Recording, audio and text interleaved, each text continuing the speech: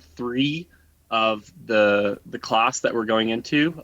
The overall objectives during this section are to use the Newton's second equation to develop the Bernoulli equation. We're going to identify the use and the limitations of the Bernoulli equation. Then we're going to use the Bernoulli equation to solve simple flow problems and develop the concepts of static, stagnation, dynamic, and total pressures. And then finally, we'll introduce the hydraulic and energy grade lines. So that's what we're going to do for the next weeks, the whole next unit. This class, we're only looking at that first bullet, which is we're going to use Newton's second equation to develop the Bernoulli equation. So to start with, we're going to introduce the concept to you guys of steady versus unsteady flow. So, as it says here, steady flow is when there's no change in flow with time at a given location. And unsteady flow is when flow changes in time at a given location. So, there's a sentence definition, but we're going to move on to, I'm going to show you some kind of diagrams here. We're going to talk about it a little more so you make sure you understand it. So on the left, we have, and I'm going to actually turn it into writing mode, so just give me a second here.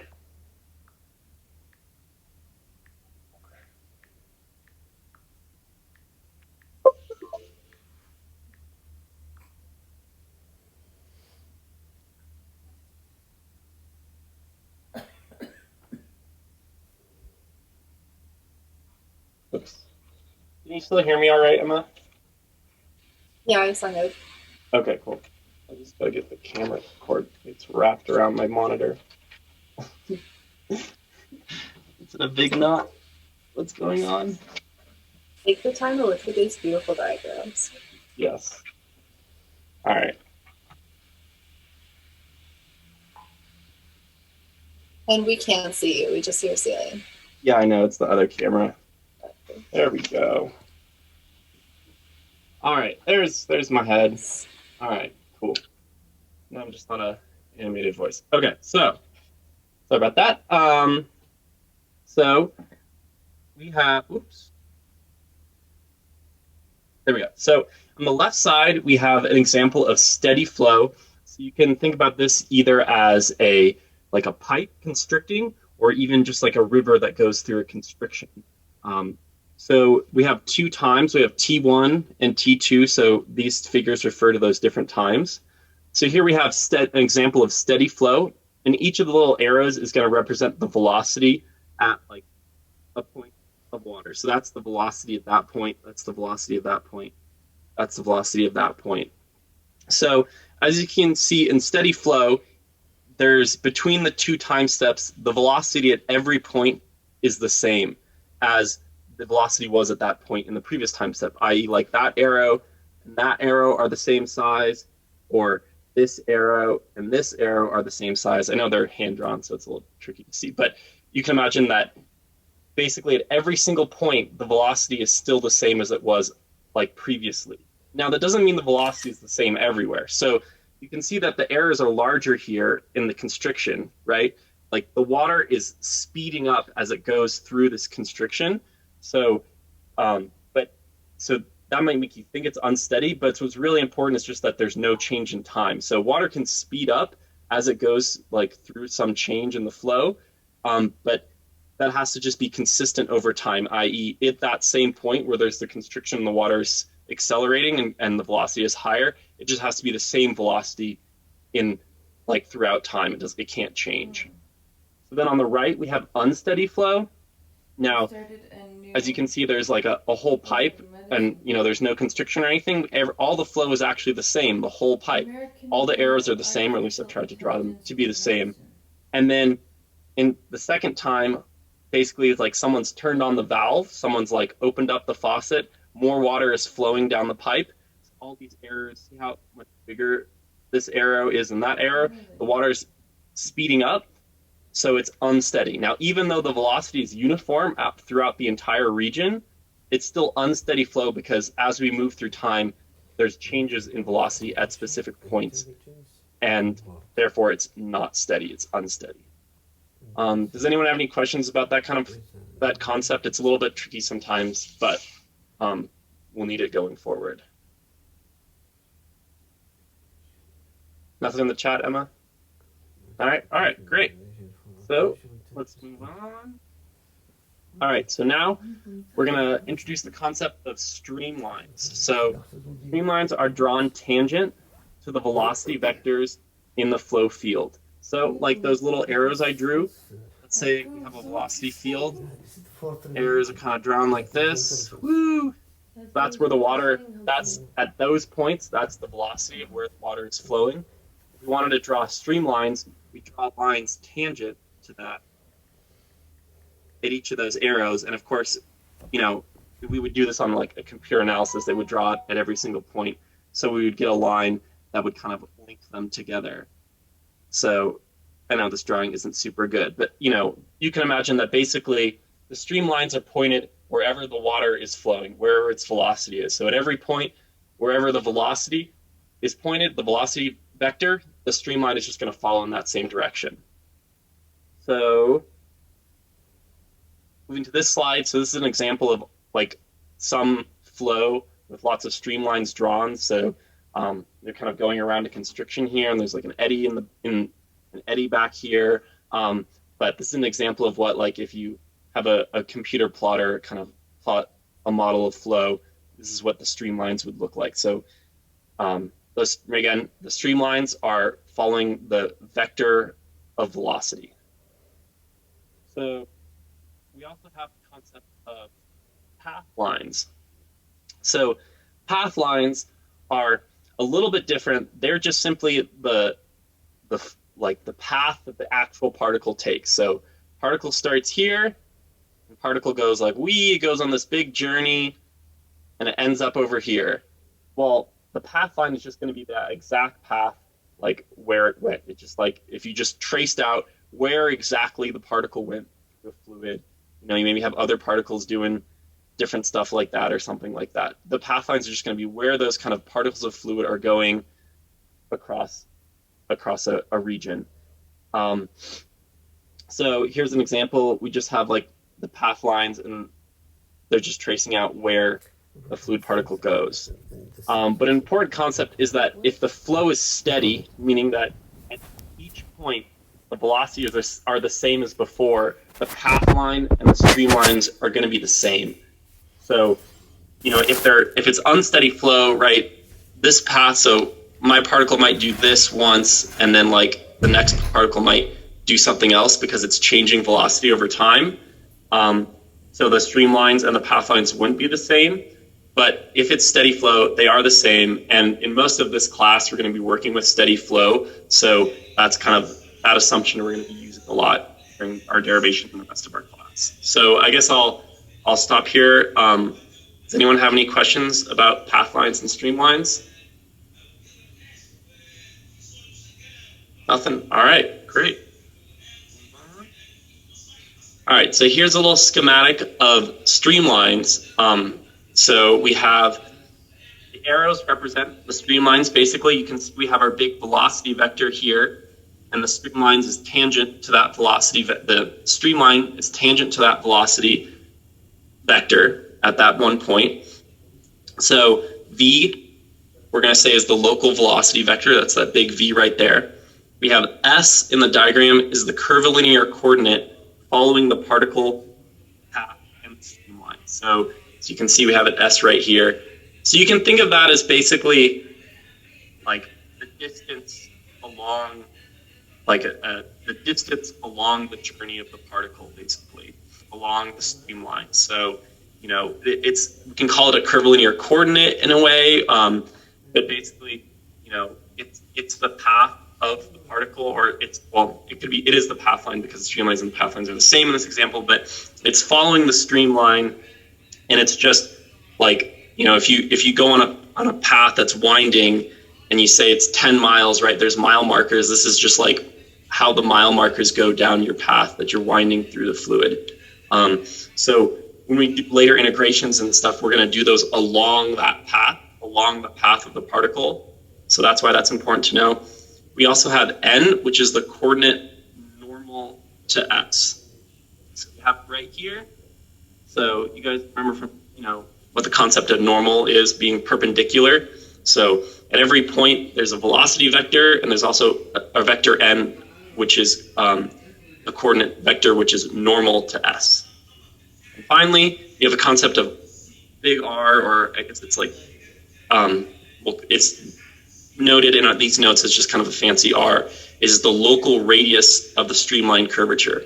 So to imagine that, think that, right, the particles going along this curve, at this very point, if we took like the level of this curve, or the curve of this curve, I guess it's kind of hard to say, we drew out a big circle, and it's kind of not a very good circle here, but if you imagine that's like a nice, looks like a circle with the curve of the circle exactly the same as the curve, of the particle's path right here.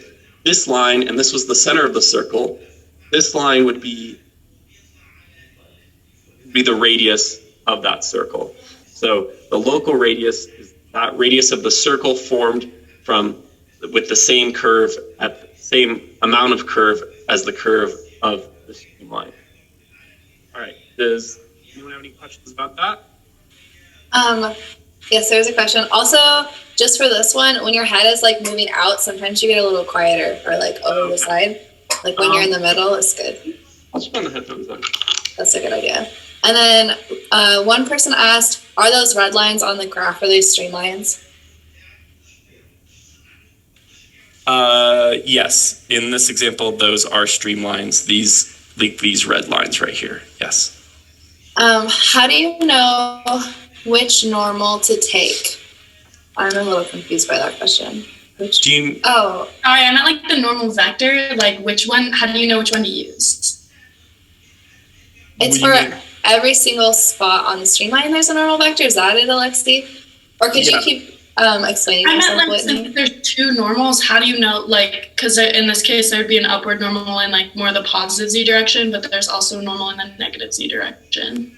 Oh, I see what you mean. It would be it's the normal going into the curve. So like this normal, like I think the normal vector is always going to be into like the curve. So you're right, it's like a curve like this. The normal vector is going to point down into that curve. Or if it was like this, it would point into the curve, right? Does that make sense? Well, thank you. Yeah. Is there a quantitative description of that great circle for the local radius?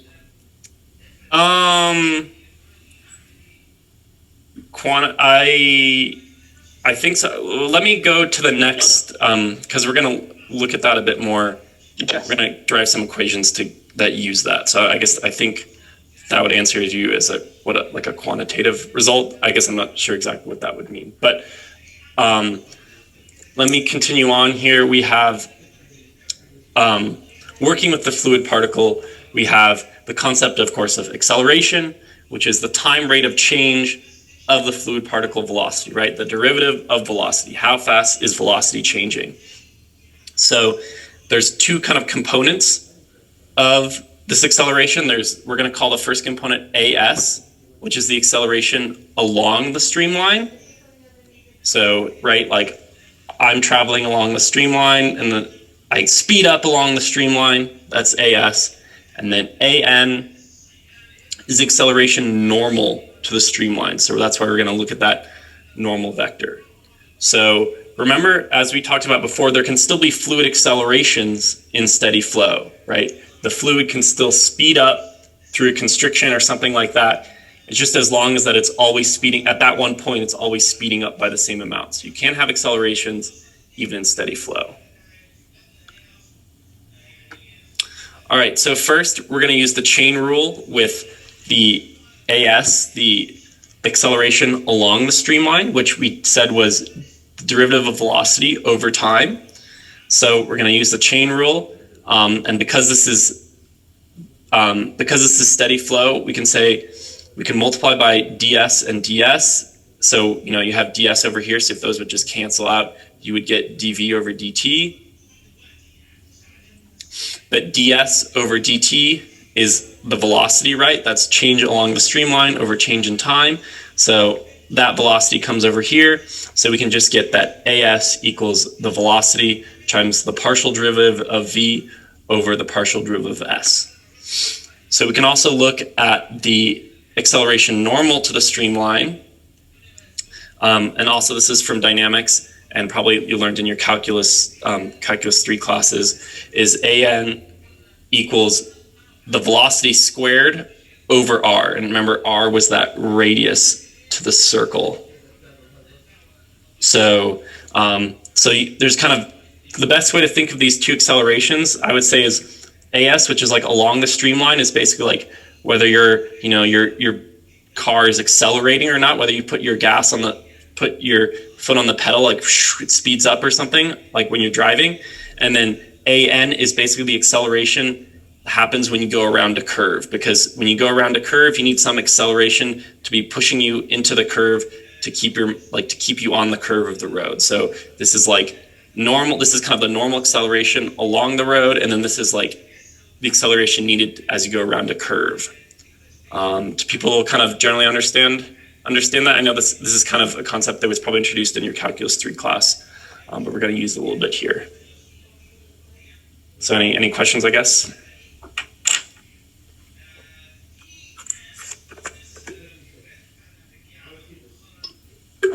Nothing in the chat, Emma? All right. So that's kind of our first prelim. Now we're going to move on, and Emma's going to start with our derivation of Bernoulli's equation, starting with the F equals ma assumption along a streamline. So I'll stop sharing so she can stop sharing, although I don't know where my mouse went. All right.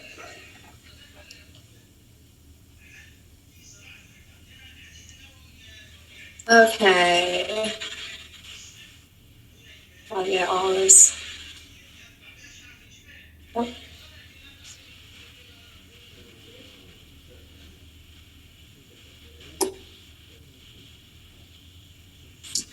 And then let me pull up my notes real fast, which sometimes my computer makes it difficult to get out of Zoom. Okay, cool.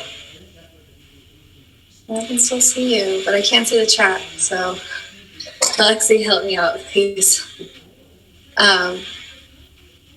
Actually, I'm gonna take like 1 second to see if I can try to get it so I can see everything still.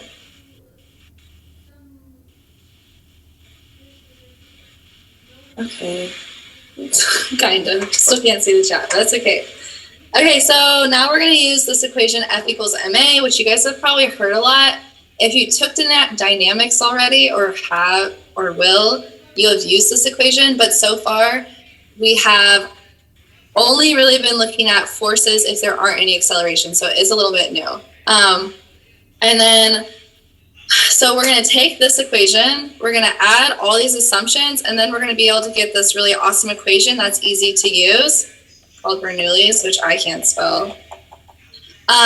So it is a derivation, so the goal of this is that you guys can follow it and you like understand like kind of why we're doing this, and then you also know the assumptions needed to do Bernoulli's. So at some point you're going to be given a problem and you're going to be able to say, I can make these 3 assumptions so I can use this really nice equation that's like pretty simple, or simpler than other things you guys have learned.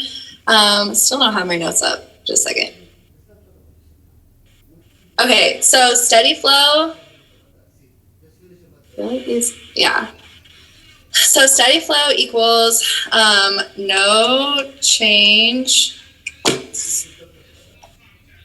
over time of the flow, which Alexi just went over quite a bit. And then in viscid flow, if we remember back in the day, like a few weeks ago, we had like a little pipe and then we had water flowing through it. And then we know that with water, some of it will start sticking to the sides, like a particle will stick to the side. And then from that, another particle will stick to that, stick to that. Basically, it's like water acting like honey. But in this scenario, we're going to assume that is not happening, even though it does happen with water. So we're going to assume like not honey at all, like not sticky at all. And then incompressible flow. So the reason we can make this assumption is because water at the conditions that we use it isn't compressible. So, and you guys are civils, so you'll mostly be dealing with water. And the funny thing is that for these first two assumptions, that's never true in real life. Like a river is always changing with time. The particle before it will do different things than the particle in front of it. But because we're engineers, we're going to make these assumptions. We're going to look at a real life situation. We're going to make assumptions that simplify the problem. And then we're going to get a good enough answer from the equation that we're able to use. And even though that answer is not perfect, it's good enough so that we can like build stuff that won't break and whatnot. Boom, engineering. Okay, so we're going to look at a tiny little particle that's underwater, which we have been doing this whole time. So we're pros at it. And we're going to consider all the forces acting on that particle, which you guys know. And we're only going to look at it along the streamline direction. We're also going to be looking at accelerations, which we haven't done quite yet, but you guys got this. And in the end, we're going to make this guy, which is pretty scary, but it's not as complicated as it looks. And we're going to redraw this in the next screen, so don't try drawing it right now. Also, if you have the notes, I would print them out or just look at them right now, because all of this, every single thing that I don't write and the equations that are like typed into this PowerPoint are on those notes. So just kind of go along with what I'm doing. And a lot of stuff that I'm going to write in the next screen will be typed out in the following screen. So don't get scared. That's what I'm saying. Okay, boom. Here's our little cube. All we have is what it looks like, kind of the outline of it. So now we got to add a lot of things. So we're looking at a tiny little particle of water that's flowing along a streamline. So here's the streamline. And that means that we can put in our axes because we know it's flowing along the streamline. So this direction's S is the direction of the streamline. This direction's N, normal to the streamline. And then I'm going to make up like Y is coming out at us so we can't see it. And then I'm going to say that this particle used to be perfectly horizontal and vertical, like it was aligned with gravity, but we tilted it a tiny bit. So it's going to be tilted by theta. And that tilt is how we can get from our streamline coordinates to the coordinates that we all know and love and make much more sense to us, which is the x, z, y. Because I already have y pointing out to us, I'm going to call it the same name, the same guy pointing out to us. So I'm going to put y this way, and then we're going to have z in this direction and x in this direction. So it's the same exact coordinate that we're used to, but it's just like we're looking at it from an angle that we usually don't look at it. Okay, I definitely, oh, there is chat. I can see. Okay, cool. Yes, use the notes that are the PDF for all your PowerPoints or all your lessons. It'll be so much easier for you guys. Okay, so what else should we do? Okay, so let's decide the dimensions of this particle. First, I'm going to tell us that the one thing we know about this particle, or going to pretend we know, is we know P right here at the center. And so now we're going to try to see if we, just knowing this, like some very few variables about this particle, can guess what the differences are for the streamline across very small changes. So I'll repeat myself. I know that doesn't make a lot of sense, but you're going to see this sign a lot, which is delta. And that means really small differences from the conditions and then I'll call it star, but star is just this right there. So it's just delta. It's just a really small change away from that delta, or just like a really, really, really small thing. So I'm going to say that this length here is delta S, because it's a really, really small change along the streamline direction. So that's the length of it. And then I'm going to call this guy right here delta N, because it's the length along the N direction. And then we can't see it, but I'm going to say particle thickness is delta Y. So it's coming towards us, but we can't see it. Okay, do I have all these dimensions that I want for now? I probably will want more later, but that's what we're going to start with. And then we're going to not even pretend that it's accelerating. We're not going to think about that right now. We're just going to do all the sum of the really, really small forces along the streamline. Okay, so you guys are pros at this. If I have a particle underwater, what are the forces acting on it? Someone wants to put in the chat. I'd be really, really proud of you. You got 5 seconds. You get so many brownie points if you tell me the forces acting on this. Okay, all of you get D's. Okay, so we know the forces acting on this. We know that there's weight going down, like always when we're doing a particle. And that's a really small weight, so I'm gonna call it that. And it's going straight down. Hopefully I made it nice looking enough. And then we have forces coming in from the water pressure. So we have a force coming in here, which is really a small force. And I'm gonna call it pressure 1, but it's force from the water pressure coming in there. And then we have another force coming in from here. And I'm gonna call it 3 because I want to call this one, which is coming in from this direction, delta force pressure 2. And I'm gonna call this one coming up here, delta force pressure 4.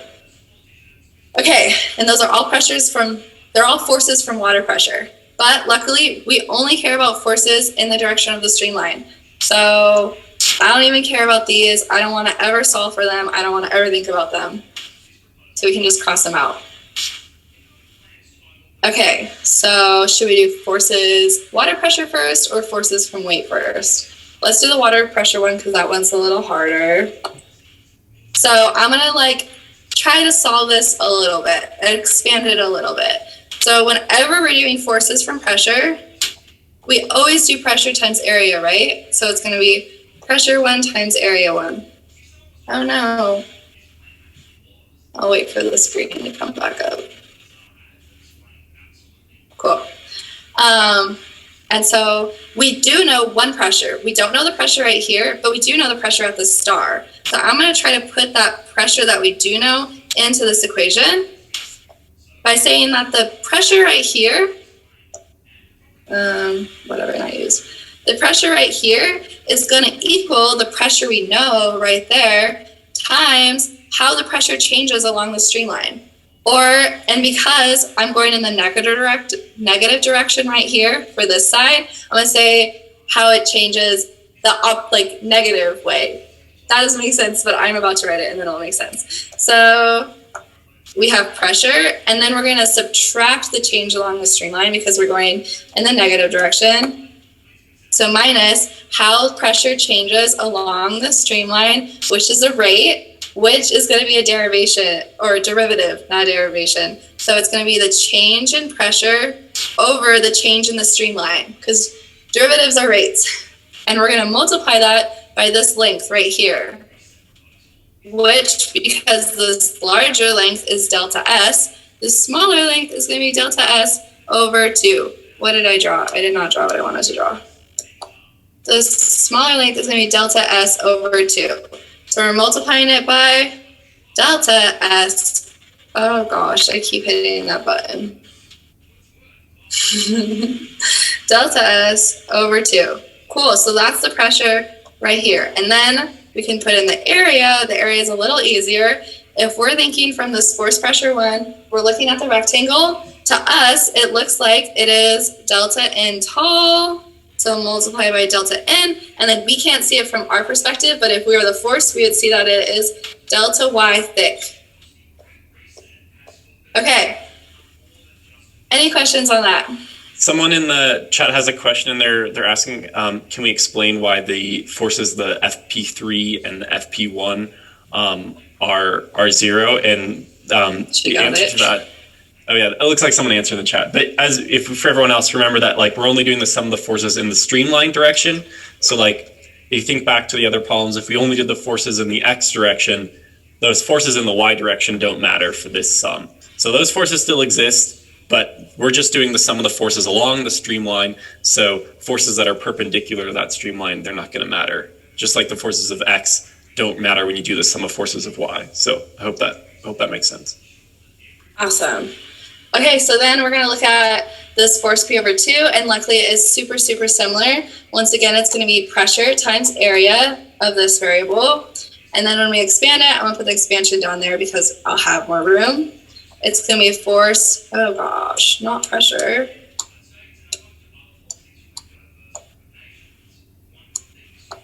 is going to be force from the water pressure 2, because that's just the label I gave it, times P, which we know, so it's our fancy P, and then plus, because now we're going in the positive direction across S, so plus delta P over delta S, the change in P over S, times that same length because it's the other half. And then this is crowded, but we're going to multiply it by the exact same area because the area looks the same from force P2. Hopefully that makes sense. Let me know if it doesn't. Okay, cool. We kind of did like one of the hardest steps of this whole thing already. Okay, so now let's do delta W. So as you can see, this delta W is going kind of diagonal to the axes that we care about. While it's going directly down, it has aspects in the N and S direction. So we want it to only be in the S direction because we only care about the S direction. So we're going to do what we've done in other classes, and we're going to break it up into two coordinates or two vectors.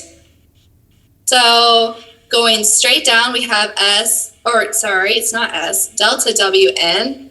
And then this is 2 to the side, so I want to move it.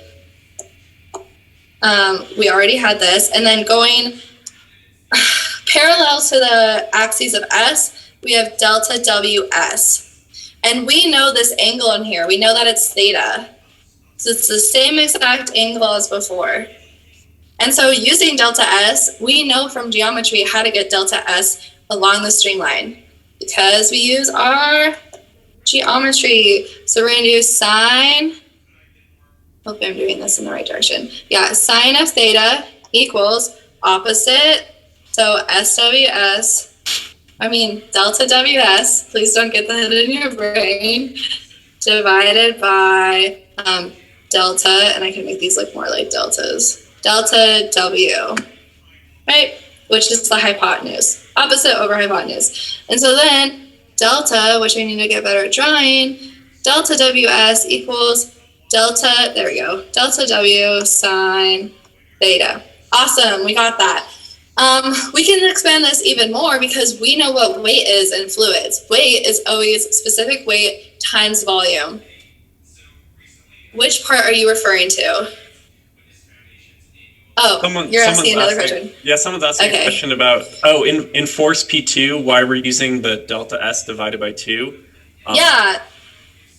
So we're multiplying the change in pressure along the streamline by this length right here. And because the whole length is delta S, we're only going the length of delta S over 2.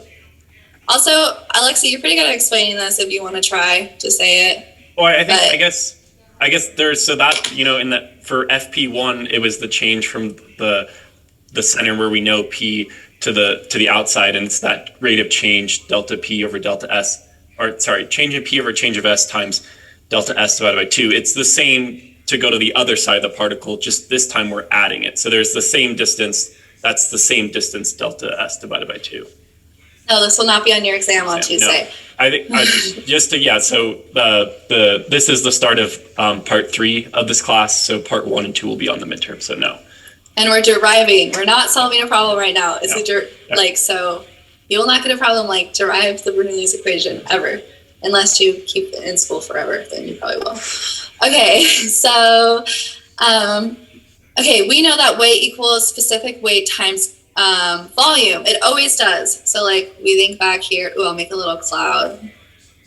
Weight equals specific weight times volume. Always. So I don't like this color. So delta WS equals specific weight of the fluid, which is probably always water, times volume. I want to use that little cross, like a weird volume, times sine of theta. Now let's solve for the volume of this cube, which is pretty simple. We probably could have done it already. The volume of this cube is just going to be the height times the length times the width. So it's going to be delta S times delta, delta N times delta Y. Cool. So we can plug that into there. I don't want to right now. Okay, awesome. So we have delta WS pretty well figured out. I do want to put all the forces from the water along the streamline together. So I'm going to say that I'm going to make the simplified term called delta FPS. So for all the forces along the streamline, and I'm just going to say that that is delta FP1 minus delta FP2, because FP1 is positive along the streamline and FP2 is negative along the streamline. The exam is Tuesday during class. And then, so I think we're good. Oh, no, let's put this up here. So we're going to sum all the really small forces along that streamline, and that's going to be delta FPS plus delta WS. That's what it is in the simplified terms. Okay. I'm going to move on. Someone yell at me if you need me to go back to the slide. But it is in your notes in this scary cube right here, which I think you can see. Oh, one thing I forgot to say. In real life, there should be shear stresses in this direction and all the directions from the water, because it's like kind of like honey, but a lesser form. But we got to remember, we're assuming, that sounded like a parent there. We got to remember, we're assuming inviscid, which I probably am spelling wrong. Sorry. So that is why we're allowed to use Bernoulli's only now. Okay. So now let's like have an overview of what we've learned. So we're looking into this equation. We've only done this half right now, so we don't care about the other half. We've decided that all the forces along the streamline include the weight and the forces from the water, which we did right there. Hopefully there's not a huge delay. We also decided that weight equals specific weight times volume times sine of theta, and we have a negative right here because this arrow down here is going in this direction, because this arrow is going in this direction. That's not clear. It's going negative to the streamline. And then, while we didn't write out this equation fully, we do know that all the forces from the water in the S direction are going to equal this guy minus this guy, which if we expand it, it's going to be this whole thing minus this whole thing. So it's all written out there. Now, even though we did all this work deriving the forces along the S direction, we're going to simplify it. So I see that these three things can be multiplied together to get the volume, the delta volume. And then so I'm going to do that on both sides.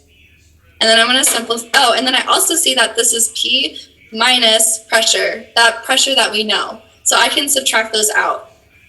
So if I simplified it, I could get something like negative derivative P over partial derivative P over partial S times 1/2 times delta V minus derivative P over derivative S 1/2 and then delta V.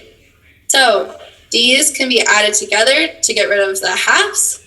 And then this will all become delta FP equals 1 entire without the half derivative P over derivative S times the partial volume, which is right there. So we just simplified all our hard work. Okay. Let me know if you have any questions. I have very few people with cameras on, so I can just like watch them and see if they're writing stuff.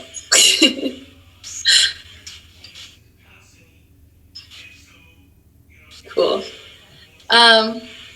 Okay, so this is the exact same slide, but just with a little extra, because we're going to combine. So on the last slide, we got to this section. So don't write all this down.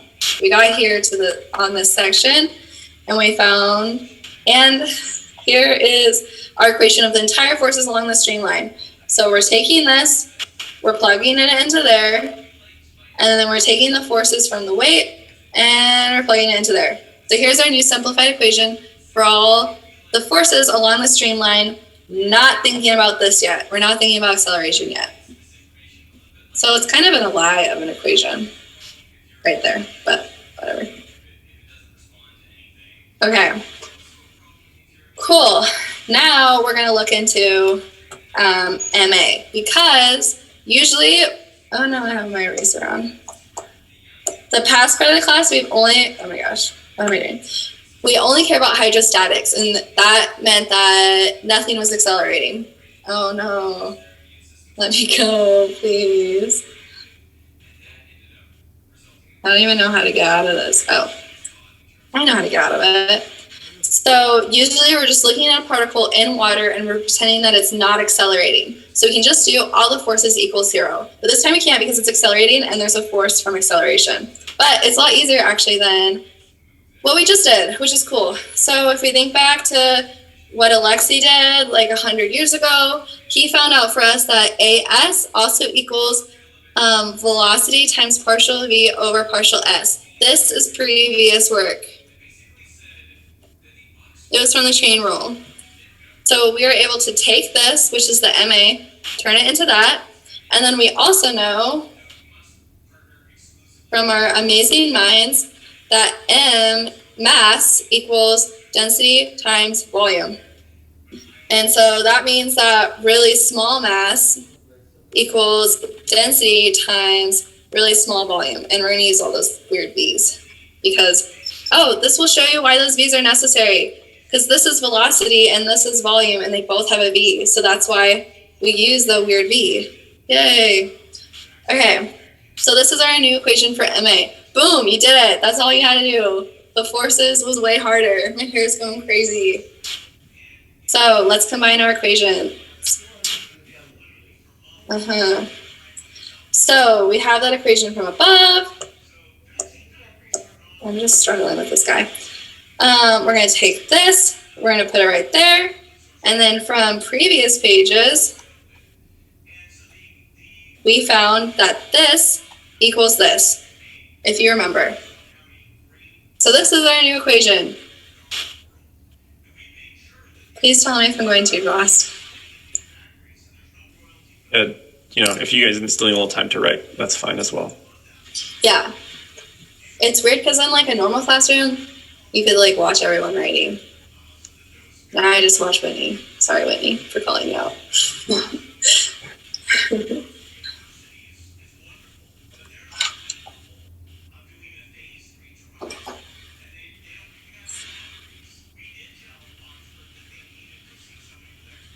Awesome.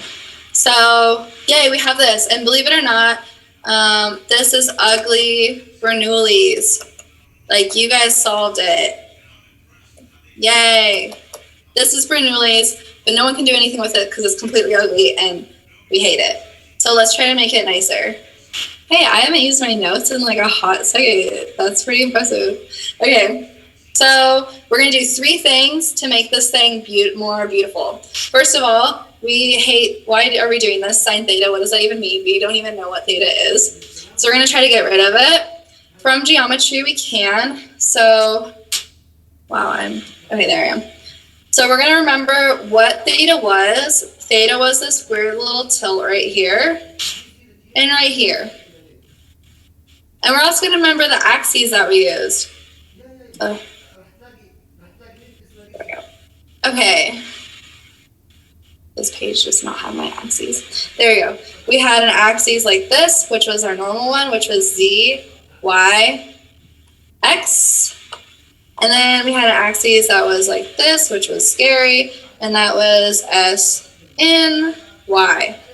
So now if we know that this is theta right here, we can see that in this direction right here, this is the same direction of Z. And I'll get a new color. And if we go in this direction here, that's the same direction as, should be S, but I don't think it looks, oh no, that's not right. Don't look at that. That's a black line. If we go in this direction here, that's the direction of S, or the same, it's parallel to S. So we can see that theta shows the relationship of how Z and S change. So, which is kind of given away by this slide already, which is rude. But we can see that sine of theta equals the rate of how Z changes as S changes. And that's true because sine equals opposite over adjacent. So It's the rate of z changing over s. So boom, we got this guy, and we're going to plug it into there to make this more beautiful.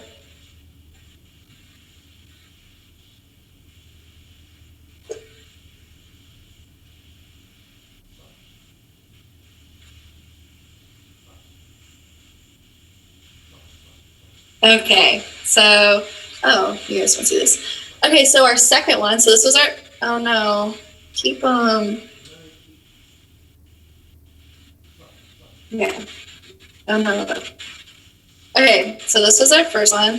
This was our second thing we're gonna do. So for steady flow, which is another assumption we gotta make, I think it's the first one, partial p over partial s equals the entire derivative of p over the entire derivative of s. So that means that because it's steady flow, nothing's changing over time. This path line slash streamline, because they're the same thing in steady flow, is going to be the same thing during time equals 1 second, 2 seconds, like however long, forever. It's going to be the same exact thing. So that means that the pressure is not changing by time. It's going to be changing by where we are along the streamline. However, it's not changing from time. So we can just turn it into the full entire derivative. This goes the same for velocity. Velocity in a single area, right here, the velocity of every particle that ever goes through there is always going to be the same. However, velocity will change along the streamline. So we can just turn it into the full entire derivative. Now, I hate calculus, so Alexi's going to take over and give you guys the grand finale. It's been really, really nice. I'll let him have it. And he's going to do the third thing that we have to do to make it look better. Yeah. So let me just give me a second here to share it. Where'd it go? Sorry. I don't know. Oop. Sorry. There we go. Whoops. To flip my computer over a second. I entered into the PowerPoint, but without sharing it, and I can't get out of it. So, here we go. There we go. All right. You guys can see that. Let me make sure it's...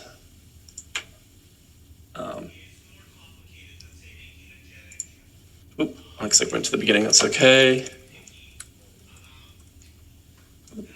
Just give it a second.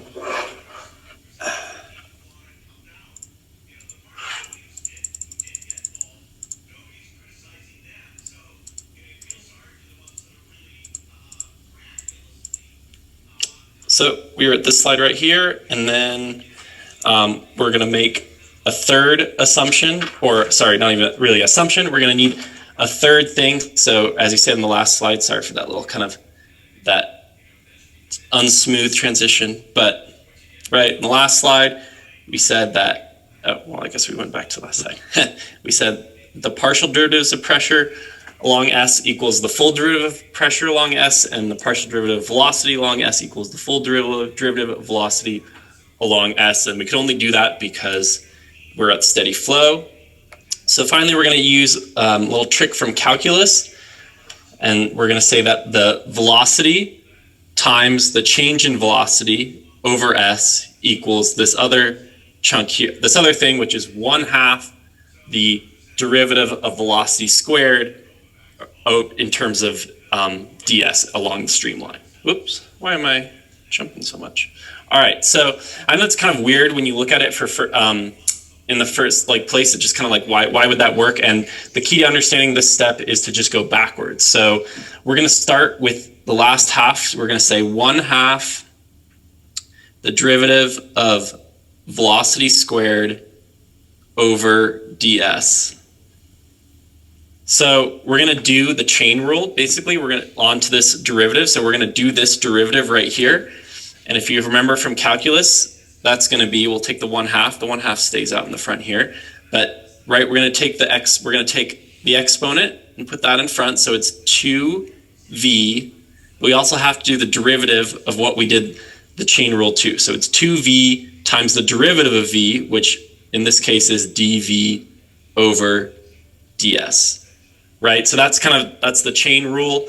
We take, it's just like doing the integral of x squared, right? We say it's equal to 2x times the derivative of x over whatever we were integrating over. So in this case, we said derivative of v squared over ds is the derivative of 2v times what's actually inside what we're doing the derivative of, dv over ds. Does that make sense to everybody? I know you probably might have seen that before.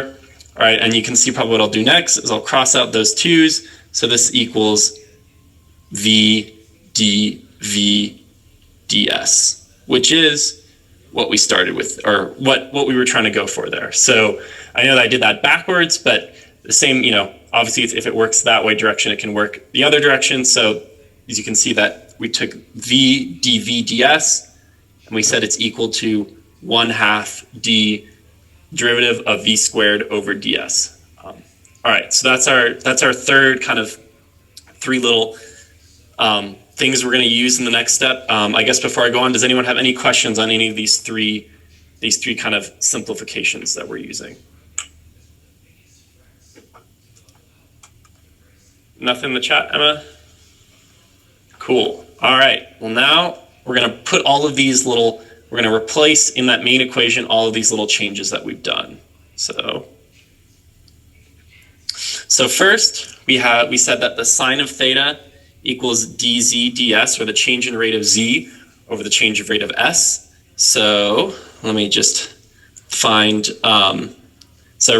there's sine of theta, and if we draw an arrow down there, now we have dz ds. So there's still the negative gamma, but we replaced it with dz ds. Then we also have that the partial derivative of p over the partial derivative of s equals dp ds. So that's right here, the partial derivative of pressure, partial derivative of s. So we replace that right down there. And before I did that, also, when we move down to these equations, we've actually crossed out the volume of our little particle that we've been looking at this whole time because it's on both sides of the equation. So as you can see, there's no volume in this simplified equation.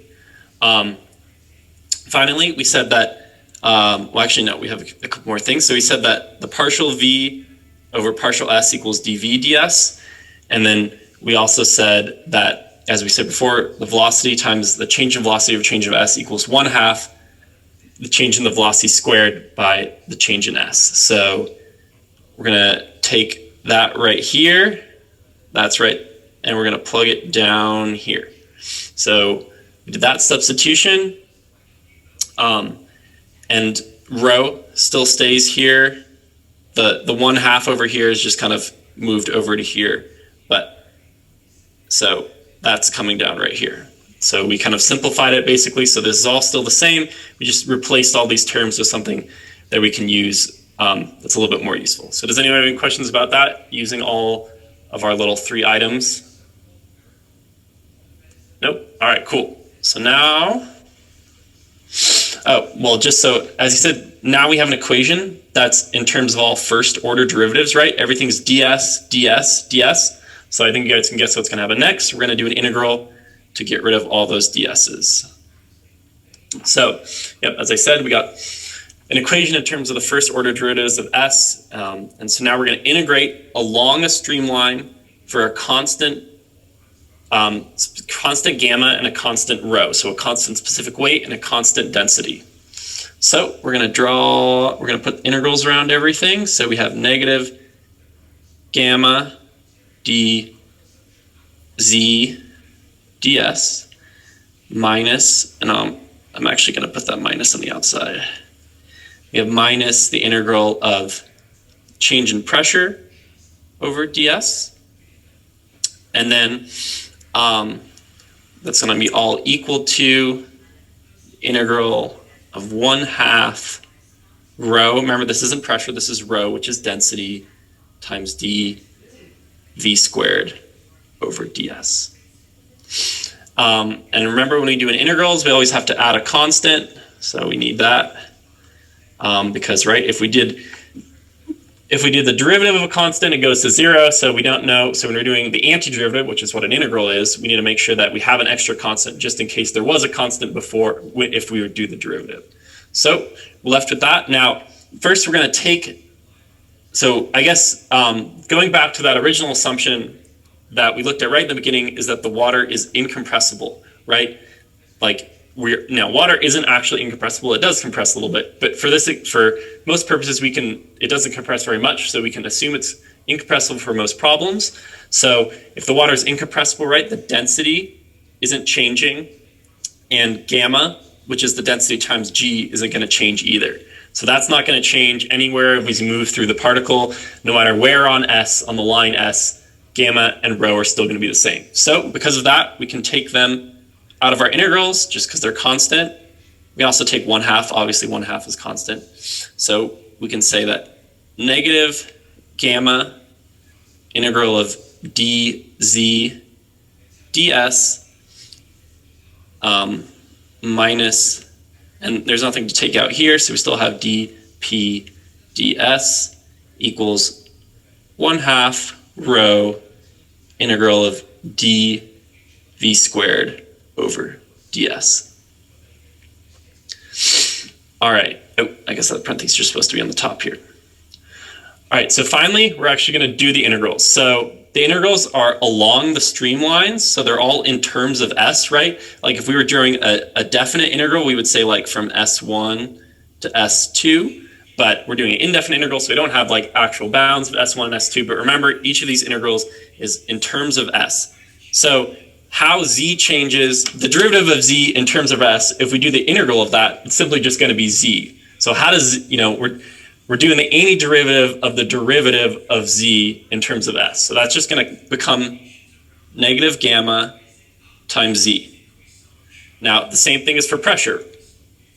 And I'll make that p a little bit better. So pressure, this is the derivative of pressure in terms of s. We're doing the antiderivative, so that's just going to get rid of the derivative. So we have minus P, and that's P for pressure. Then on the right side, we still have our 1/2 rho, but we're going to do the integral of, let me just make sure I'm doing this right.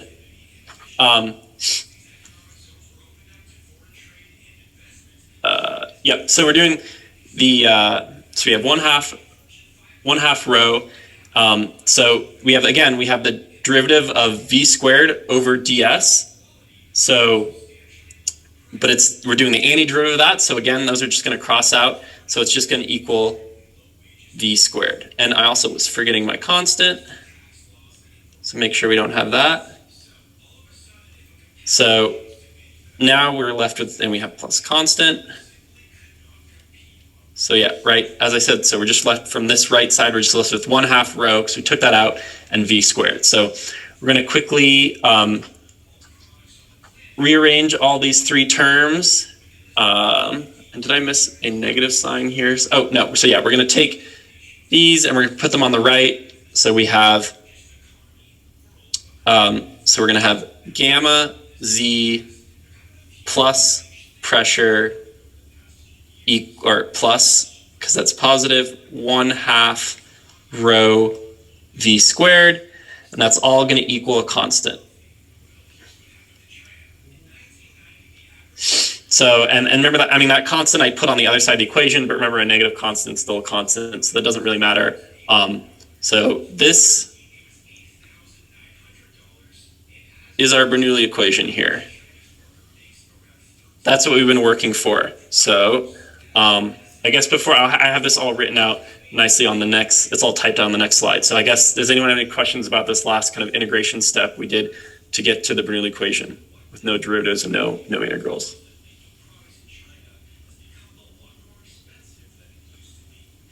All right, doesn't sound like it. That's good. All right, so I have it all written. Sorry, I think I drew it in the not the wrong, like there's no right order, but in the kind of traditional order. So we have pressure, we have 1/2 rho v squared. So remember, this is rho, which is the density, times gamma z equals this constant along a streamline. I guess an important thing to note is to think about the units of each of these terms. So this is a unit of pressure. So this has to be in units of pressure, which is force per area. So this also has to be a unit of pressure. And then, of course, the constant has to be in a unit of pressure. So this is the Bernoulli equation right here. However, we don't usually use this equation. We can. That's certainly fine. We usually turn it into a different equation, and we simply divide by gamma. So pressure divided by gamma is just P over gamma. That's pretty simple. 1/2 rho V squared. So I'll write 1/2 rho V squared, and we're dividing by gamma. And remember that gamma equals rho.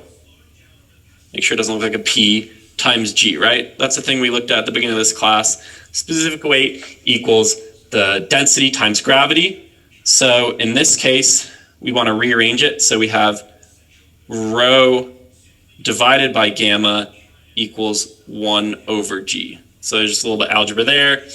We took gamma, turned it on the right, took gamma from the left to the right, and divided by G as well. So we have G on the other side. So right, we have pressure over gamma equals 1 over G. So right there, we have pressure over gamma. So that's just going to become a 1 over G. So this is going to become 1/2 1 over G times V squared. So that's right here. 2 and the G kind of just put under there. So we have V squared over 2G. And finally, obviously, gamma over Z divided by gamma. The gamma is just cross, and then we get Z. Right, we're still going to divide the constant by gamma, but constant divided by gamma is still going to be another constant. So we could still just call that a constant along the streamline. So in this form of the Bernoulli equation, we want to know what the units of everything is. So Z, right? Z was how high the particle was from a datum. So that's a length, or a height, which is going to be in length. So this is going to be like a length unit. So these units all have each term is going to have length units as well. So the constant along a streamline, this is also going to be in length as well. All right, so we have two forms of the Bernoulli equation. We can use them interchangeably. However, you're most likely going to use the second form on problems just because it works a lot better. Usually you know like the height of something that you're analyzing, like where the particles you know the height really easily. So we can plug Z in right away. So that's why we often use this form of the equation. But they're both forms of the Bernoulli equation, and they both are correct to use. So this is kind of towards the end of what we were looking to show, do in this lecture, but I can just preview what we're going to do in the next lectures, and basically using this equation, we're going to use it to solve lots of problems. Basically, you can think of the Bernoulli equation as three kind of buckets, of stuff. We have pressure stuff right here, we have velocity stuff right here, and we have height stuff, or you could call it like gravity stuff right there. Now, the units of this aren't in energy, right? They're in length, but you can kind of think of them as energy. Now, and we think of them, we call it head, basically. So like, how much head does something have is another way of saying like, how much energy does something have, even though they're not in units of energy. So in previous problems, right, we had only Z. When we were doing like hydrostatic, we had pressure head, we had Z and P over gamma. So we had pressure and height, but now we've got this extra velocity bucket. So that's going to take into account how fast our particle is moving. So if you think about it, though, this has to be a constant for our equation. If we change one of these, the others have to change to keep that constant, right? If we make Z higher, V squared over 2G or P over gamma, one of those has to change. One of them has to go down. Or for example, if we speed the particle up, either the height is going to go down or the pressure is going to go down. So that's kind of basically what a lot of the rest of this class is thinking about, how if one term changes in this equation, the other terms are going to change in this equation. So if we know how two terms change, if we know how the velocity changes and how the height changes,